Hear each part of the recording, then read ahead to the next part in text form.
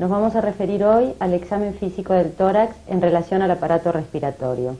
Con el enfermo sentado, con buena luz y con el tórax desnudo, los 4 pasos semiológicos deben ser precedidos por el reconocimiento de líneas convencionales que determinan regiones convencionales y de los reparos anatómicos que constan en el texto. La maniobra para contar costillas y espacios intercostales comienza con el reconocimiento del ángulo de Lewis, que es aquel formado por el mango y el cuerpo del esternón. Identificamos el hueco supraesternal y recorriendo con los dedos la superficie anterior del esternón vamos a poder individualizar esa saliencia que corresponde al ángulo de Lewis y a dónde se va a ir a insertar la segunda costilla.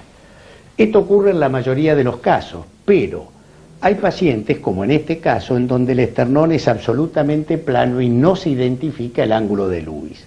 En este caso, buscamos la inserción esternal de la clavícula por debajo, inmediatamente por debajo de la misma se inserta la primera costilla y de la manera de haciendo con los dedos de la mano como una pinza, vamos recorriendo el segundo espacio intercostal, el tercer espacio intercostal, el cuarto espacio intercostal, el quinto espacio intercostal y así sucesivamente.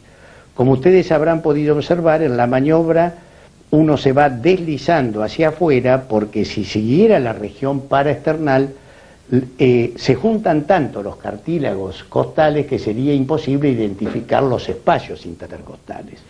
Ustedes han visto, por ejemplo, que el quinto espacio intercostal corresponde a la línea mamilar. ¿Por qué es útil identificar los espacios intercostales? Porque nos permite referir con precisión el límite superior del hígado cuando hacemos la maniobra de percusión. Por ejemplo, el límite superior del hígado puede estar descendido o rechazado por neumotórax, por enfisema pulmonar. También es útil para determinar en el dorso y por delante la altura de un derrame pleural y de esa manera poder prejuzgar acerca de la magnitud del mismo. En relación a la inspección del tórax, además de las alteraciones de índole general, como puede ser la facies del paciente, la cianosis, la circulación colateral, el estado nutricional, es útil observar en lo que llamamos tórax estático, es decir, la conformación torácica.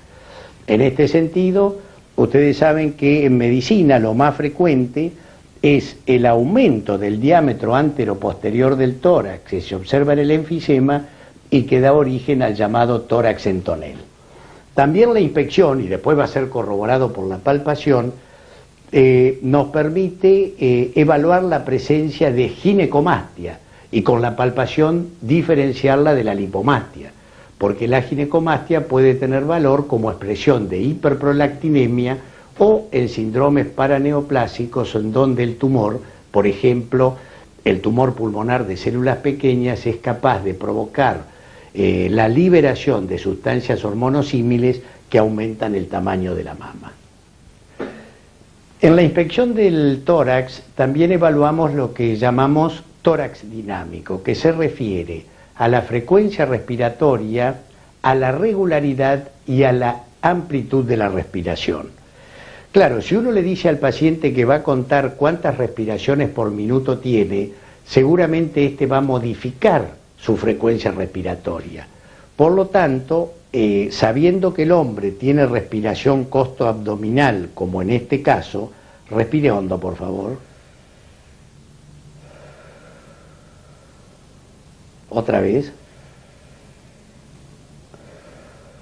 La mujer tiene respiración costal superior y el chico abdominal, pero decía, para contar la frecuencia respiratoria y mirando el abdomen, en el caso del hombre, o la región superior del tórax en la mujer, y haciendo otra maniobra como puede ser tomar el pulso o simular tomar el pulso, uno puede determinar en el minuto qué frecuencia respiratoria tiene el paciente.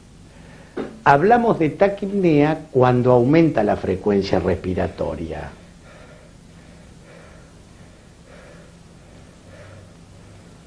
En el asma bronquial, otra alteración del tórax dinámico muy característico es la bradipnea expiratoria, caracterizada por una inspiración rápida y una expiración prolongada secundaria al atrapamiento del aire.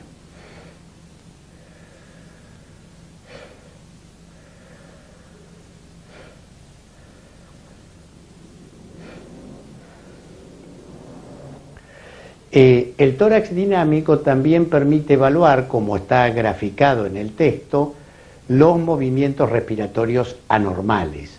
Me refiero a la respiración de Cheyne-Stokes, a la respiración acidótica de Kussmaul y a la respiración de Biot, que tienen indiscutible significado clínico para el diagnóstico. La palpación permite la exploración de puntos dolorosos en la pared del tórax, como es el caso de la enfermedad de Tietze o condritis esternocostal, neuralgias intercostales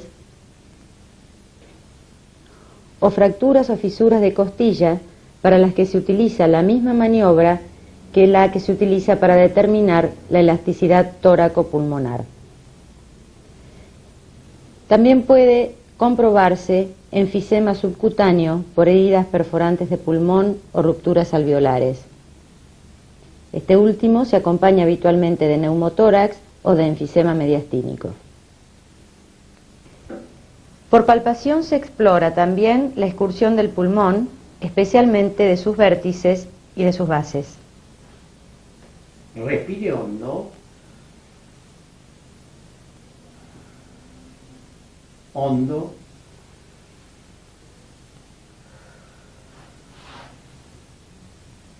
Hondo. Hondo. La elasticidad torácica.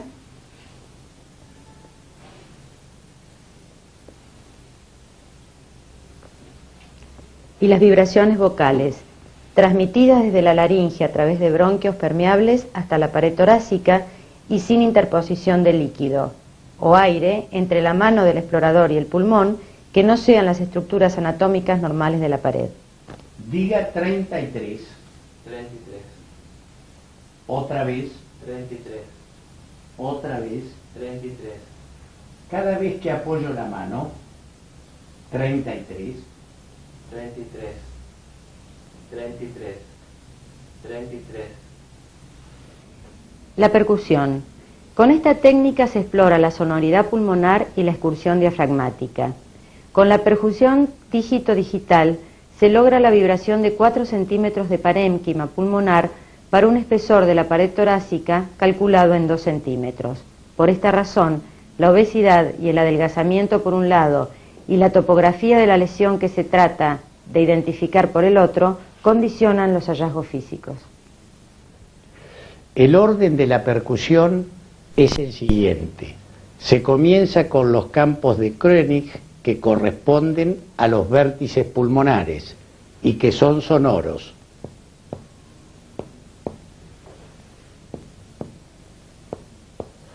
Se sigue por detrás en ambas playas pulmonares hasta llegar a la matidez, donde se encuentra el diafragma, posteriormente en regiones laterales y anteriores del tórax, y siempre con la técnica dígito-digital. Para que ustedes aprecien y correlacionen con el texto lo que es matidez, sonoridad y timpanismo, sonoridad normal y timpanismo, yo le voy a pedir al paciente que se acueste, boca arriba, por favor. Y voy a percutir el tórax por delante a nivel del tercer o cuarto espacio intercostal. Es bueno percutir en los espacios intercostales justamente para disminuir ese espesor de 2 centímetros que en individuos de contextura normal se consideran corresponden a la pared y no a la vibración del parénquima pulmonar. Posteriormente voy a percutir sobre la cara anterior del hígado para que puedan apreciar matidez, y finalmente a la izquierda el espacio de Traube, que corresponde a la cámara gástrica llena de aire, donde van a poder apreciar el timpanismo. Comienzo entonces con lo que es sonoridad pulmonar normal.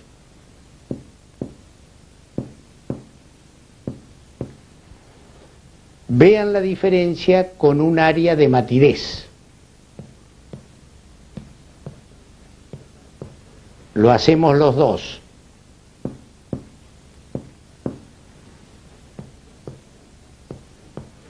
Y con otra de timpanismo.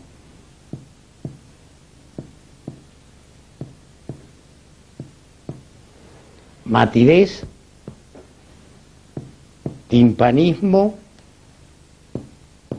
sonoridad pulmonar normal. Tal vez en este caso el timpanismo es lo que no se ha apreciado con tanta claridad, probablemente porque el paciente está en ayunas y la cantidad de aire en el estómago es claramente menor. Vamos ahora a percutir por detrás para que ustedes vean cómo se percibe la sonoridad pulmonar normal y se llega a la altura de los diafragmas, donde de sonoridad se pasa a matidez. Posteriormente le voy a pedir al paciente que respire hondo y retenga el aire, y si la zona que era mate se vuelve sonora, quiere decir que esa base diafragmática ha excursionado, ha descendido y se ha expandido el parénquima pulmonar. Comenzamos.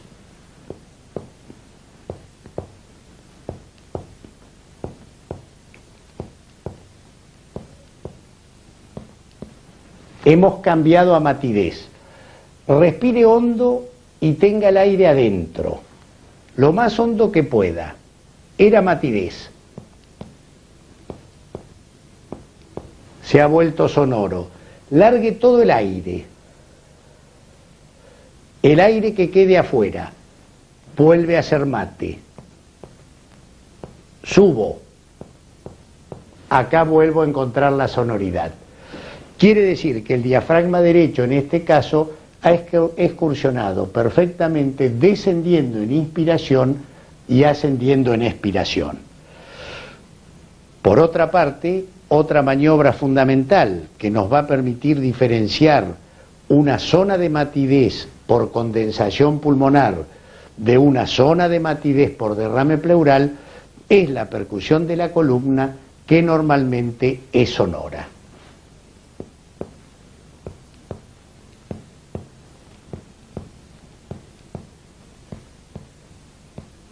Cambió a matidez a la altura de los diafragmas. En el síndrome de condensación pulmonar, la columna persiste sonora. En el derrame pleural, la columna se torna mate. Es bueno aclarar que la determinación de matidez o de sonoridad que obtenemos con la percusión no solamente depende de lo que escuchamos, sino también de la percepción táctil, y esto sin duda se logra con la práctica. Entre los hallazgos anormales, recuerden que podemos observar matidez en síndromes de condensación o en casos de derrame pleural, submatidez en condensaciones pericavitarias o alejadas de la pared torácica, matidez suspendida, es decir, matidez entre dos zonas de sonoridad normal, por ejemplo en el derrame intercisural, y timpanismo e hipersonoridad en el enfisema pulmonar, en el asma bronquial, en el neumotórax y en cavitaciones sin condensaciones perilesionales. La ocultación pulmonar puede realizarse en forma mediata, colocando el oído del explorador sobre la superficie del tórax del paciente a través de una pañoleta, o mediante el uso del estetoscopio vía auricular.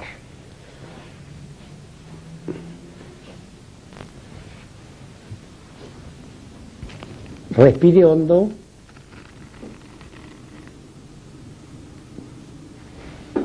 Respire hondo. Hoy en día es mucho más frecuente el uso del estetoscopio, en donde en la parte auditiva tiene la forma adaptable al conducto auditivo externo es decir, con inclinación hacia adelante. Entonces, colocado correctamente el estetoscopio y cerciorándonos a través de pequeños golpecitos sobre la membrana que la audición es correcta, de la misma manera, uno apoyando el estetoscopio sobre la superficie del tórax, le pide al paciente que respire profundamente, respire hondo.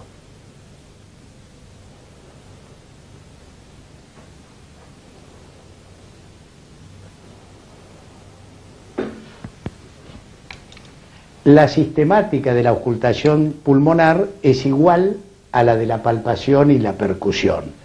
Es decir, se debe auscultar el tórax por delante, en las regiones laterales, incluso en la región axilar, y el tórax por detrás. Para examinar la axila se le pide al paciente que eleve el brazo y ponga la mano sobre su cabeza, despejándose así el hueco axilar y pidiendo una vez más que respire hondo.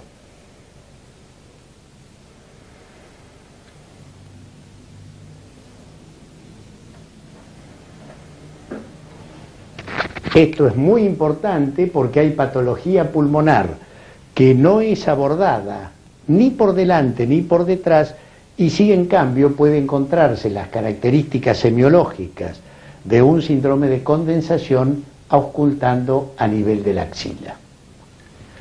Nos vamos a referir ahora a los ruidos respiratorios normales y en este sentido es bueno saber que en condiciones normales hay tres ruidos respiratorios claramente diferenciables.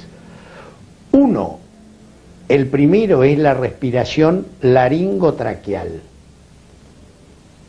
El segundo, que está obviamente sobre la laringe y la tráquea. El segundo es la respiración o murmullo broncovesicular en la zona de bifurcación de los grandes bronquios y en el resto de la superficie torácica el murmullo vesicular provocado por la distensión de los alvéolos con la entrada del aire. Muchas veces los alumnos preguntan, no hemos auscultado un soplo brónquico. Entonces hay algo, es muy sencillo de auscultar, acudiendo a un ruido respiratorio normal, que es justamente la respiración laringotraqueal. Este mismo sonido emitido por el pase del aire a través de la laringe y de la tráquea, respiración laringotraqueal, auscultado en la periferia, es lo que se conoce con el nombre de soplo brónquico y que caracteriza las condensaciones pulmonares con luz bronquial permeable, es decir, la neumonía.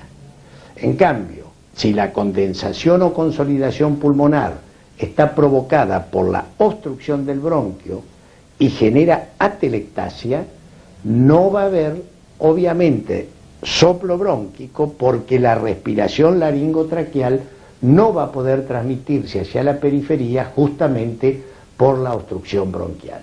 Entre los hallazgos normales se ausculta el soplo o respiración laringotraqueal. Escuche.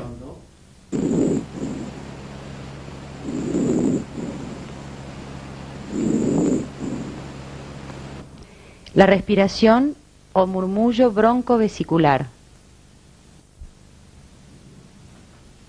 Hondo.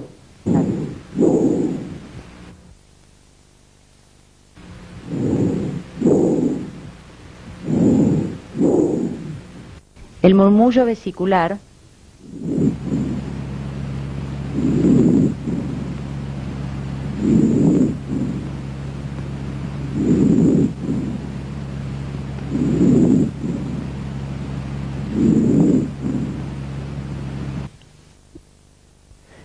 También es un hallazgo normal la auscultación de los llamados estertores crepitantes de despegamiento. ¿Qué son? Justamente se observan, por ejemplo, con el paciente cuando el paciente se despierta al levantarse. Durante la noche los diafragmas han ascendido y hay áreas alveolares de los lóbulos inferiores que han quedado colapsadas. Si uno pide al paciente que respire hondo, va a poder auscultar esos estertores de despegamiento que no es más que otra cosa que la recuperación de luces alveolares para la hematosis. Respire hondo.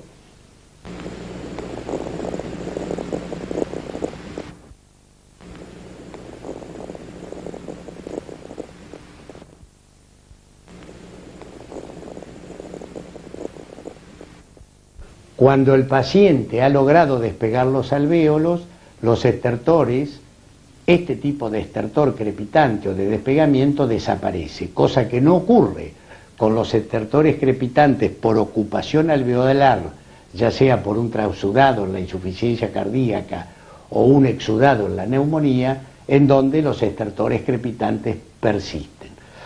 Los estertores por despegamiento también se ven en pacientes que han sufrido posoperatorios, en donde la herida quirúrgica, ya sea torácica o abdominal, determina una respiración muy superficial. Entonces, hay alvéolos que se colapsan y que solo van a recuperarse cuando uno le pide al paciente que respire profundamente. Distiende los alvéolos y aparecen los estertores de despegamiento, y una vez recuperados los alvéolos desaparecen. Antes de mencionar las alteraciones de la auscultación pulmonar, queremos destacar los siguientes conceptos. La condensación con bronquio permeable facilita la transmisión del ruido laringotraqueal hasta la periferia del pulmón. Esto es lo típico en el síndrome de condensación. En cambio, la presencia de aire o de agua disminuye la transmisión del ruido laringotraqueal hacia la periferia del pulmón, y este es el caso del derrame pleural y del neumotórax. Ustedes van a encontrar en el texto una síntesis de los ruidos respiratorios anormales en relación a su origen, a sus causas, a sus características auscultatorias y a su fisiopatología. Hemos hablado del soplo laringotraqueal, que es normal. Van a poder escuchar ahora ustedes un soplo brónquico en una paciente con condensación pulmonar neumónica, es decir, con luz bronquial permeable.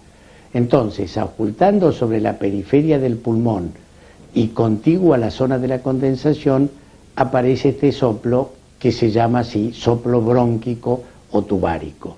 Simultáneamente van a poder escuchar ruidos especiales, que son los estertores crepitantes generados por el exudado inflamatorio ocupando los alvéolos pulmonares que solo logran ventilarse parcialmente.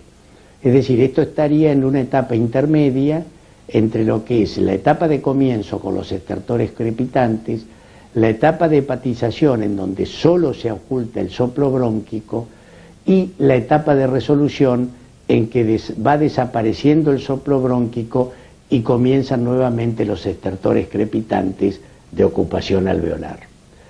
Quiero remarcar además que cuando hablamos de soplo cavitario o de soplo anfórico, en el caso del neumotórax, también nos estamos refiriendo a la misma respiración laringotraqueal transmitida hacia la periferia a través de una cavidad, soplo cavernoso cavitario, o a través de aire en la pleura, neumotórax, soplo anfórico. Escuchen.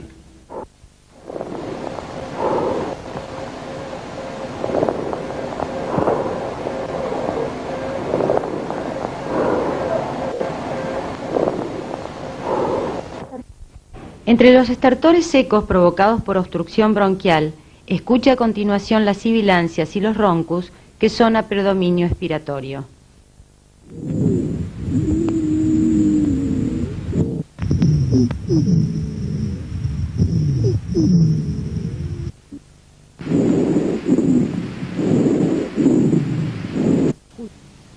Se auscultan en bronquitis espasmódicas, asma y enfisema pulmonar broncógeno. Otro estertor seco característico es el de la obstrucción de la vía aérea alta, conocido como estridor laringio. Escúchelo a continuación.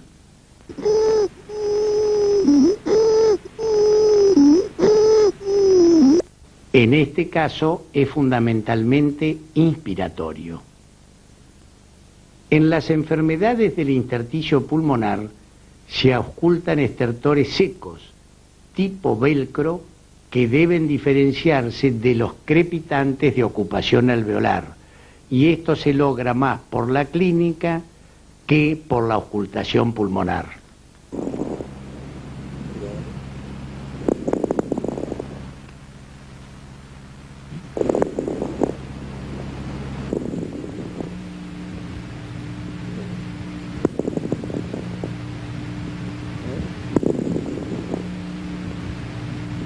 Se ha identificado recientemente en las alveolitis alérgicas y en las intersticiopatías el graznido, que es fácil de reconocer y característico de estas situaciones, es decir, que tiene gran valor diagnóstico y, repito, es fácil de identificar porque remeda perfectamente un graznido. Escúchelo a continuación.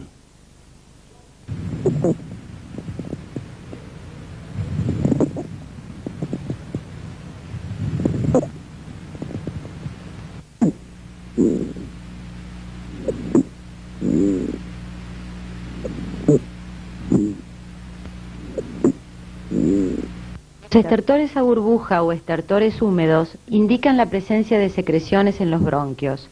Se movilizan con la tos y abarcan los dos tiempos de la respiración. Escuche.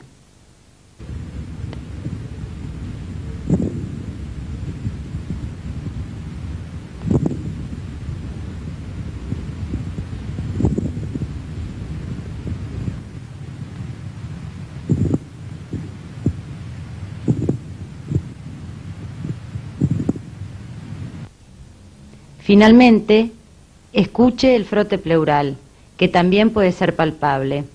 Es un ruido seco y áspero, localizado y auscultable en los dos tiempos de la respiración.